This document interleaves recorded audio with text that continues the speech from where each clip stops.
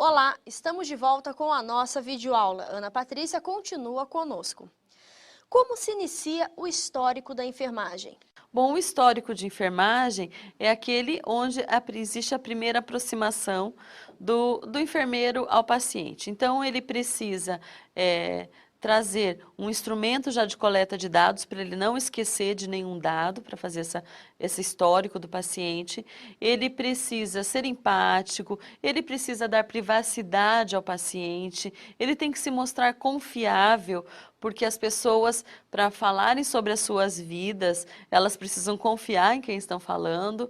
Então, às vezes, a forma como eu proporciono um ambiente adequado é já o primeiro passo. Eu tenho que ter, eu tenho que dar privacidade ao paciente, eu tenho que ter uma forma fácil, a minha linguagem tem que ser adequada e entendível ao paciente, né? Então, na verdade, são vários passos dentro do histórico, mas que todos levam a uma forma do enfermeiro ser confiável e receber essas informações que o paciente tem a dar. Ana Patrícia, o enfermeiro tem esse preparo durante a sua formação profissional? Tem sim. Durante a universidade, ele passa por vários momentos fazendo entrevista. Então, ele recebe as instruções, na verdade, de como fazer e nada melhor do que a prática, né? E a cada situação, quando você vivencia, às vezes a cada situação você modifica a forma de questionar no paciente. Então, às vezes, alguns pacientes você consegue seguir o instrumento de coleta de dados do início ao fim. Alguns outros você tem que trazer a questão mais importante, começando às vezes pelo problema de saúde e depois indo para as outras questões, né? Então, assim, o enfermeiro tem isso, mas muito mais a prática que traz essa habilidade. E quais são os principais dados que o enfermeiro deve coletar na entrevista? Bom, na entrevista, ele deve se aproximar do paciente. Então, primeiro, ele deve ser simpático e empático, na verdade. Ele tem que já ter um instrumento de coleta de dados pré-elaborado. Esse instrumento vai ser um roteiro para ele não esquecer de nenhuma das questões. Deve ser o mais amplo possível, essa entrevista deve ser o mais ampla. Ela deve ter dados desde a idade do paciente, sexo, a religião, tudo isso, mas também hábitos fisiológicos do paciente, aqueles hábitos de vida, hábitos sociais, tudo que possa estar trazendo dados para o enfermeiro, tendo a visão biopsicossocial do paciente. Muito obrigada, a gente fica por aqui. No próximo módulo eu volto com mais informações sobre este assunto. Aproveite para tirar as suas dúvidas e continue os seus estudos. Voltamos com mais informações de sistematização da assistência de enfermagem. Agora nós vamos discutir sobre o diagnóstico. Ana Patrícia, quais os tipos de diagnósticos de enfermagem? Bom, existem vários tipos de diagnósticos de enfermagem, mas os principais são os diagnósticos de risco e diagnósticos reais. Quando nós falamos num diagnóstico real, é porque eu encontrei no paciente, através do histórico e exame físico, alguns dados que me mostravam que ele tinha um problema real. Então, vamos dar um exemplo. Eu posso ter um paciente que está com uma fratura dos membros superiores, fraturas dos membros inferiores. E com isso, ele está com dificuldade em alimentar-se. Um exemplo. Então, ele tem um déficit de autocuidado para alimentação. E esse título existe dentro de uma classificação internacional, por exemplo, da NANDA. Então, eu percebi que ele tem um déficit, eu encontrei no exame físico que ele não consegue levar o alimento à boca, porque ele está com fratura. Então, eu fiz o diagnóstico, déficit de autocuidado para alimentação. Sempre ele tem um título, o diagnóstico, um fator relacionado. Qual é o fator relacionado que está fazendo com que ele não consiga se alimentar? Então, déficit de autocuidado para alimentação relacionado a uma fratura, eu posso colocar dos membros superiores ou alguma lesão de membros inferiores, caracterizado pelo quê? O que está mostrando que ele não consegue se alimentar? Que ele não consegue levar o alimento à boca. Então, esse é um exemplo. Um outro exemplo que nós poderíamos falar, que mobilidade física prejudicada. Vamos imaginar que eu tenho um paciente que tenha feito um acidente vascular cerebral, o mais conhecido como derrame, vamos imaginar assim, um acidente vascular cerebral. Nesse acidente vascular cerebral, ele ficou imobilizado, ou ele ficou paraplégico, vamos dizer assim, ou tetraplégico, ou um lado do corpo sem movimentar. Quando eu, enfermeiro, vou lá e faço o exame físico e percebo que ele não tem essa habilidade de movimentar-se para nada, eu posso colocar esse diagnóstico, mobilidade física prejudicada. Esse é o meu título de diagnóstico. Qual que é o fator relacionado? O que está causando esse diagnóstico? Um déficit neurológico. Então, mobilidade física prejudicada, relacionado a um déficit neurológico, caracterizado pelo quê? Por não conseguir fazer movimentos. Então, esses são dois exemplos básicos, existem muitos outros, diagnósticos de enfermagem são muito amplos. Vamos dar um exemplo agora do que é um diagnóstico de risco. É quando eu tenho uma situação que pode acontecer, então ele precisa de uma percepção maior do enfermeiro. Vamos um outro exemplo, vamos pensar num idoso com já problemas de memória, problemas, vamos dizer assim que ele está confuso, aquele idoso já confuso, e ele é internado, por exemplo, uma pneumonia. Chegando no hospital, ele vai ficar acamado, vai ficar numa cama. Então eu, enquanto enfermeiro, faço o exame físico e percebo que ele é um idoso, já tem dificuldade de movimentar-se, está confuso. Então eu penso num diagnóstico. Esse paciente tem um risco para queda no leito. Esse diagnóstico existe na taxonomia. Então eu procuro lá o título, risco para queda no leito. Qual que é o fator relacionado a isso? O fator relacionado é uma idade avançada, a confusão mental. Ele não existe evidência, ele não existe característica definidora, um diagnóstico de risco, porque ele ainda não aconteceu. Então, vamos pensar novamente, risco para quedas relacionado à confusão mental, mas não aconteceu ainda, então é um diagnóstico de risco. Um outro muito comum que nós utilizamos é o risco para infecção.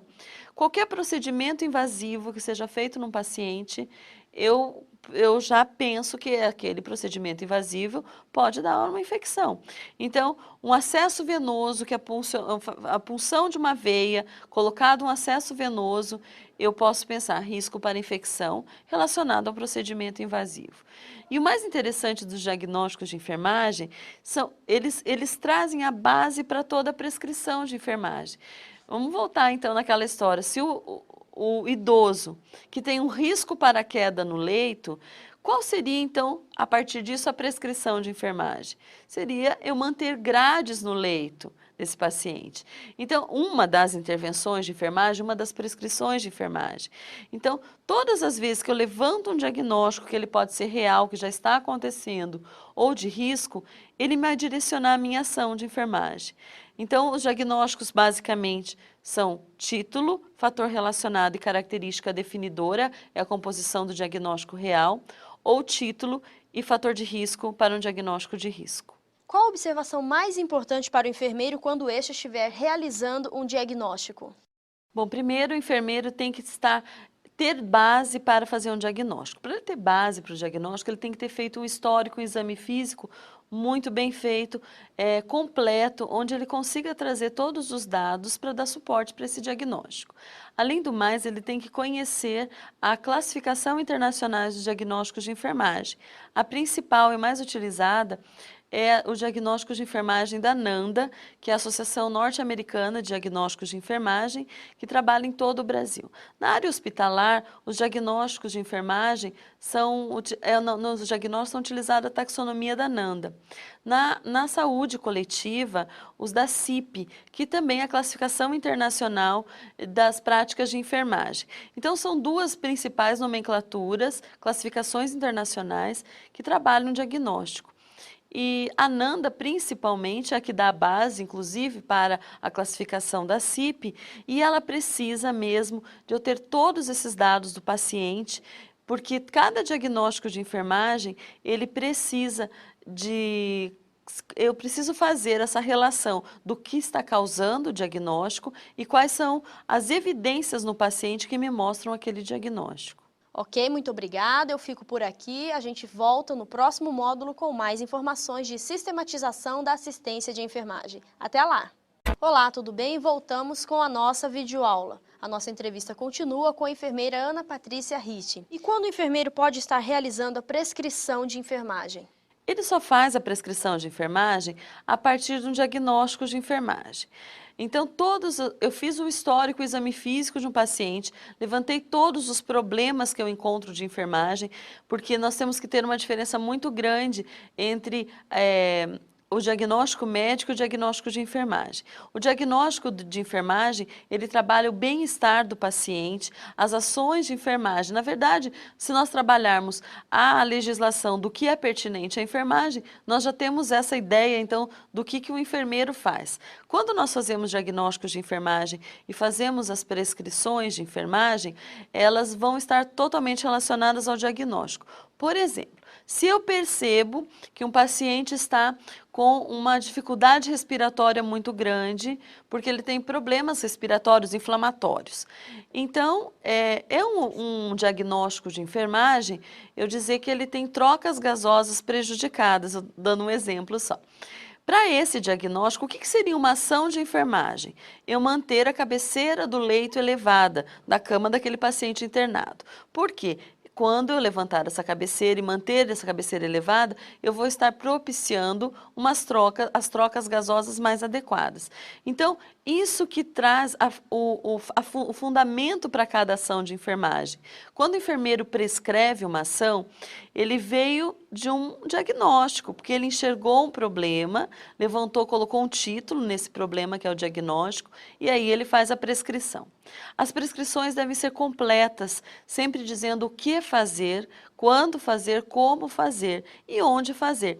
E a prescrição tem que ser tão completa porque ela é destinada a uma equipe toda de enfermagem. Então, todos os membros da equipe de enfermagem vão utilizar essa prescrição e cumprir essa ordem do enfermeiro que teve todo um trabalho científico, utilizando a metodologia da sistematização para chegar nessa prescrição de enfermagem.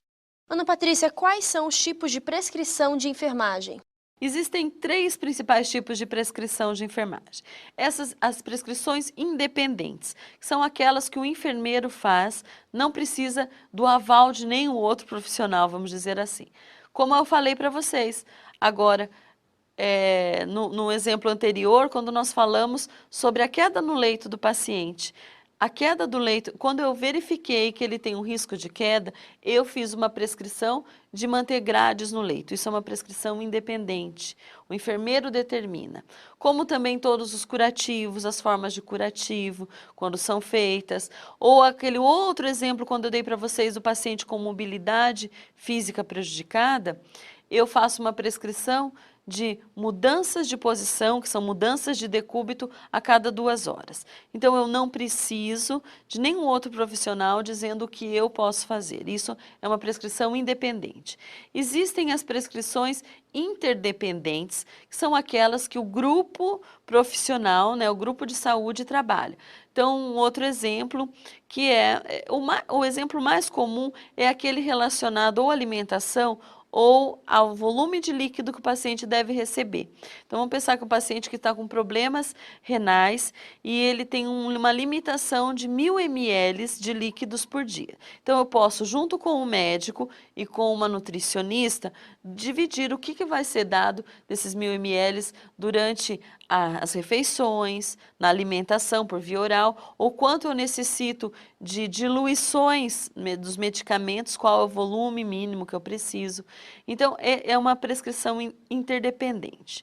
E existem também as prescrições dependentes, que são aquelas que eu dependo de outro profissional e, na verdade, eu dependo simplesmente somente do médico para algumas prescrições, que é função da enfermagem fazer as medicações conforme prescrição médica, porque é uma atividade privativa do médico dentro do ambiente hospitalar fazer a prescrição de medicamentos e é função da enfermagem administrar esses medicamentos. Então, quando eu tenho uma história, por exemplo, de um paciente com dor, que eu posso posso até levantar um diagnóstico de enfermagem de dor, fazer algumas intervenções independentes, mas eu tenho também uma prescrição dependente, que é fazer medicação conforme prescrição médica.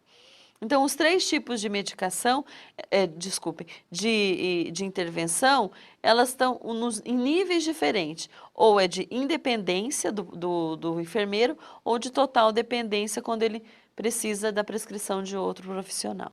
A prescrição interdependente e a dependente, elas não se confundem por serem de trabalho multidisciplinar? Não tanto a interdependente, porque o enfermeiro ele tem esse conhecimento em dizer o quanto ele precisa para cada diluição, por exemplo, de um medicamento. E o nutricionista ele vai poder fazer também essa ligação nos volumes, o quanto ele tem em cada alimento.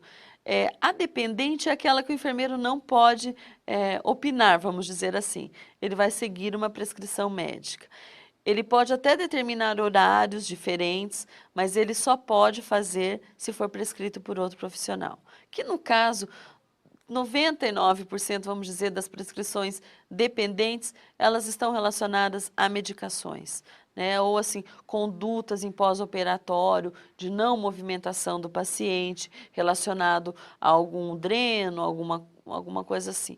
Mas senão as outras podem ser trabalhadas muito bem na independência.